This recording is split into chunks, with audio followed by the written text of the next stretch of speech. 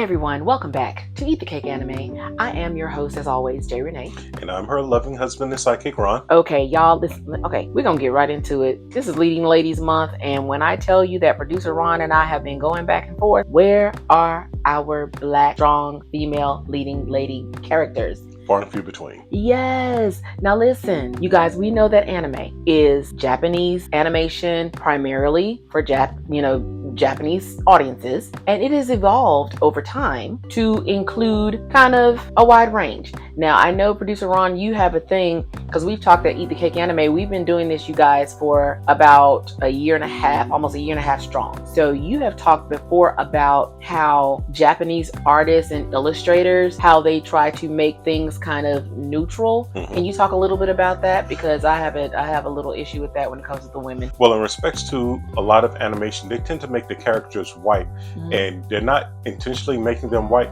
They're making them that way because it's considered a blank palette where anybody can interject or inject themselves into that particular character. Okay. I think it might also have something to do with a budget in respects to the coloring, but again, they try to make it like a blank canvas where anybody can project themselves onto that character. Well, we can see, because we have watched a lot of anime, a lot of anime, and we know these things for sure. Non-Japanese characters are relatively rare in anime, and also in manhwa and donghua. So we're talking about Chinese animation, Korean animation, and when they do appear, they often fall into these simplified or stereotypical roles. And while the representation is not there, we can understand it still, because anime has grown by leaps and bounds. We are used to seeing strong female characters like, let's say, Attack on Titan. Mm-hmm. We see what's her name? Oh crap, I was gonna say Miyagi. That's wrong. We can see so many different strong characters, you guys. We see so many different women that we're like, wow, these are badasses. You can look at My Hero Academia and you can see all of these characters. You see like Miko, and Froggy, and all of these different strong women that make up anime, because again, this is Leading Ladies Month and we're highlighting the leading ladies that we see in anime. However,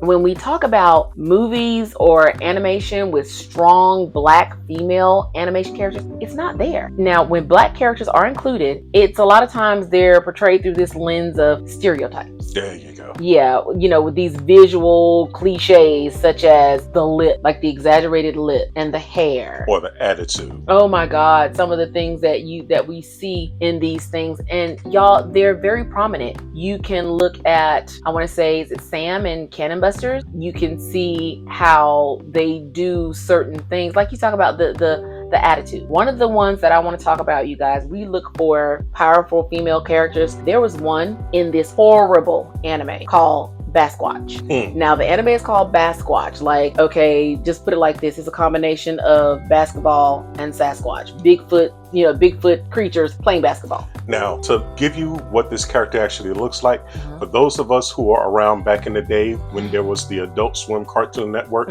imagine Megas XLR, but they're playing basketball. Oh my God. And it's just so, I just didn't understand. Now the character's name is Miyuki, and from Basquatch, Miyuki Arakawa. And she was this mechanic. She was this engineer. She was working on the robot. So now this is what I want to say about that, because again, this is not about Basquatch. Basquatch was a horrible anime. Do not watch. Right. But the character in the show, Miyuki, you guys, let me tell you something. This was one of the first black female strong leads that I had seen in anime that was not the stereotypical going through something musically, like Carol from Carol and Tuesday. There's an anime. She's very warm. She's very talented. She's very nuanced, but it's centered around music. You also have Sister Crone from The Promised Neverland. She was very strong, but her name was Crone. As in old crone. Yeah, as in like old crone, old lady. And then you had, do you remember Nadine from Teppen, Laughing Till You Cry? That one I didn't see, sweetie. Listen, they barely showed her, but all of these, even Invincible Fight Girl, Andy from Invincible Fight Girl, she she lived out her dream, but she started off, with the family, wanted to be an accountant, but then it turned to this physical primal sport, aka wrestling. So it makes me wonder, like, why are these characters, these female characters, I know they're rare, but whenever you do include them, why do they always fit these stereotypical molds? Well, from what I see is they get very little exposure in respects to people of color over there. I've watched a lot of YouTube videos because me and my wife do intend on going to visit one of these days. Yay, fingers crossed. And a lot of what they are exposed to or what they see is just basically stuff that's pandering to whatever demographic they want to, make us look like over there. And none of it's really positive because all they're getting is bits and pieces of hip hop stuff. Yeah, it's like studios would often want to avoid risk by sticking to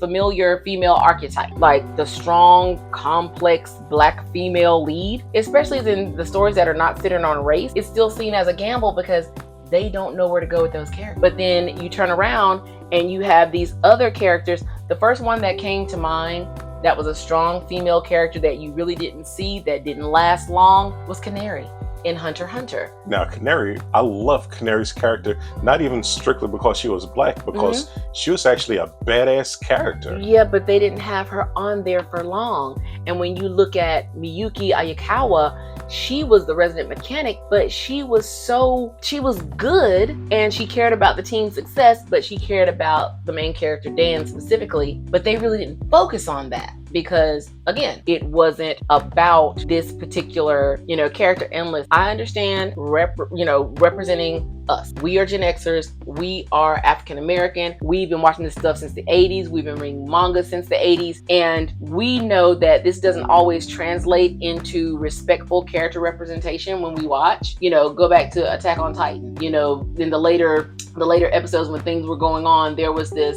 African American military official, and they were, questioning him about it. We understand, you guys, we get it. Don't think we do not understand that you don't, or people don't appreciate black culture. But sometimes the appreciation of black culture, it can exist separately from the inclusion of black people. I mean, baby, we can take it back further. We can go back and look at what's the name of the anime? We were just talking about her. The lady, they called her Coffee. Coffee. Oh, from Coffee is from not Cannon Busters, but Coffee is from is it Bleach? Wait, where is Coffee from? I know exactly what you're talking about. And see, now I want to look it up, but I don't want to look it up because it's like, why do we have to dig to find these characters? Coffee's from Cowboy Bebop. Bingo. Yeah, Cowboy Bebop. Coffee was like a strong person, but then look at how they illustrated her. She had the afro, she had the big earrings, These are strong characters, but sometimes they just feel so stereotypical, Yeah, I think this was like the first time maybe that animator had ever seen the old movie Foxy Brown. Oh my God, yeah. And see, that's another thing. See, the homage to the appreciation of our blackness from that. And it's like, okay, let's make a character that kind of embodies that. Now, the rare case of a black female protagonist in anime, Michiko Melandro from Michiko to Hatchin. But Michiko was a great character. Look at how she's illustrated. She has the darker skin. Yes, she has the makeup. She has the jewelry. She has the look. And it's great. But, of course, she started out as an orphan, who ended up escaping from prison. It just made me wonder. And y'all, we are almost at the end of July. And when we were talking about Leading Ladies Month, we were trying to do deep dives through the animes that we've watched before, some of the ones that we've watched recently, trying to do those strong characters. And producer Ron was actually like, you know what? What about some of the black female characters? And I was like, well, yeah. But then when we talked about leading ladies, we end up going down a rabbit hole because there are none. Besides Michiko, there are none really. I mean, you see Iris from Pokemon Journey. I mean, we saw her training alongside Ash, but how often did you see her? Rare. Exactly. You have, Mira from Soul Eater. She was Sid's demon weapon partner, but did she really make like kind of an impact? Like what kind of impact did she make? And I think the only anime from my honest opinion, to actually try to put a few extra characters of color in there, which I'm giving them all the credit for, is Bleach. Yeah, Bleach did really good. Bleach did really good with the representation, but also Dorothy from The Great Pretender. Dorothy was good as well. There you go. So, I mean, listen, we're not complaining. We're not complaining. We're simply asking the question as anime lovers. You know, there are some examples worth noting when it comes to Black female characters, but this has become widespread. Like, anime now is global. There are so many cons out there. There's DreamCon, there's MomoCon, there are even Black cons out there in the Texas area and in Georgia. It's like everywhere. And because it's becoming more diverse and the international success of, like, okay, say Carol and Tuesday, they're more inclusive and they do resonate because, of course, Carol and Tuesday had some other things going on, you know, like these nuanced queer characters, which were really poignant and really effective. But we're hoping as more Black fans engage with anime, or more people of color, it doesn't even have to be Black. But when we're talking about leading ladies, that's where my mind initially went to, because growing up in the 80s, you guys, come on, there was not a lot of representation of people that looked like me. You can see the pictures on our YouTube channel of what I look like. I am not, you know, a 98-pound woman with skin the color of, you know, what do they call it?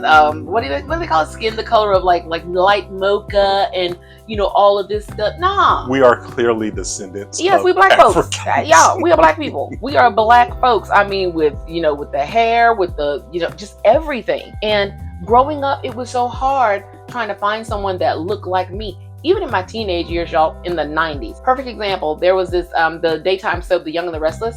There's this character, Drusilla. Oh my God, Drusilla, she was not a dark-skinned Black woman, but she's just a badass sister, you know, that was holding her own in the cosmetic and makeup industry. But then the child that she ended up having after she left the show, the child that she ended up having looked more mixed than like anything. And I'm like, what happened to the people that look like me? I love the Viola Davises of the world, the Octavia Spencers.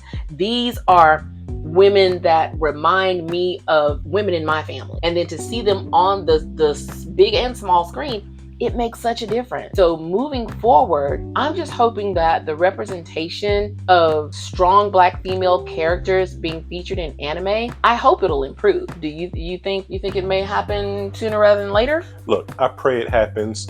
But, you know, I want just everyone to realize that when anime first came over into the United States, especially now, the African-American diaspora, we actually openly accepted anime. It's something that we like super love. Like, yeah, we love it. And looking at the people that represent us, like Sam in Cannon Busters, Ray in Kill la Kill, oh my goodness, she was a henchman, but she was very, very loyal to Ragyo, and she did her thing. Atsuko Jackson in, you know, going back to Michiko and Hatchin, they were childhood friends, but it didn't stop her childhood friend from arresting Michiko when the time came. So it's just like wanting to see more representation and just being really, really happy when that does come about. Yeah. So yeah, I know this Leading Ladies episode this week, you guys, I know it's kind of different, but thank you for hanging in there with us. Sorry for being a little preachy. Hey, being a little preachy, letting you guys know how we feel about it, because this is our platform. We love it. And until next week, of course, we'll be bringing you another badass leading lady of anime to close out the month. But until then, don't forget, at Eat the Cake Anime, it's okay to enjoy anime.